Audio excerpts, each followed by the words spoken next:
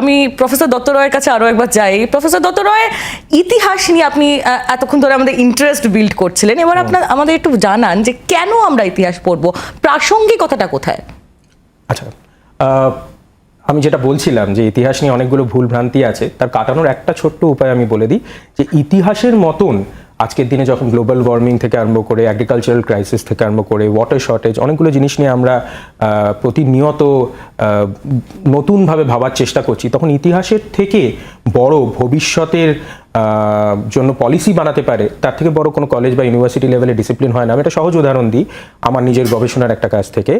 আখ চাষ নিয়ে আমি যখন গবেষণা করছিলাম, আখ চাষ নিয়ে আপনারা অনেকটা জানেন যে উত্তরপ্রদেশ, মহারাষ্ট্রের বিপুল একটা জনসম্পদ, মানে বিপুল একটা জায়গা, একটা জিওগ্রাফিতে আখ চাষ হয়, যেখানে প্রত্যেকবার জলের ক্রাইসিস দেখা দেয়, অথচ আখ চাষে প্রচুর জল লাগে। এই জিনিসটা নিয়ে ইকোনমিস্টরা কথা বলে, এই জিনিসটা নিয়ে আপনার বিভিন্ন ধরনের অ্যাগ্রিকালচারাল এক্সপার্টসরা কথা বলে, কিন্তু ইতিহাসবিদরা কিন্তু একটা আমাদের পদ্ধতি আর ক্লায়োমেট্রিক্স, ওয়েদার প্যাটার্ন, কত ধরনের ইল্ড হয়েছে ওভার দি ইয়ার্স, এগুলোকে আমরা স্ট্যাটিস্টিক্যালি ট্র্যাক করে বলতে পারি যে কোন জায়গাটা উপযুক্ত আখ চাষের জন্য, কোন জায়গাটা নয়, কোথায় চিনির দাম কীভাবে নিয়ন্ত্রণ করা উচিত, কোথায় ওভার দি ইয়ার্স মার্কেটে কীভাবে নিয়ন্ত্রণ পাওয়া গেছে। এই পুরো স্কিলসেটটা কিন্তু আমাদের ইতিহাসবিদদের ইউনিকলি, মানে আমরা ট্রেন ফর দিস। তো আমি যেটা বলতে চাইছি যে প্রচুর এমন ভবিষ্যৎ প্রজন্মের সংকটময় সময় আসবে যখন ইতিহাসবিদদের ছাড়া তারা বুঝতে পারবে যে এক পাও চলা যায় না।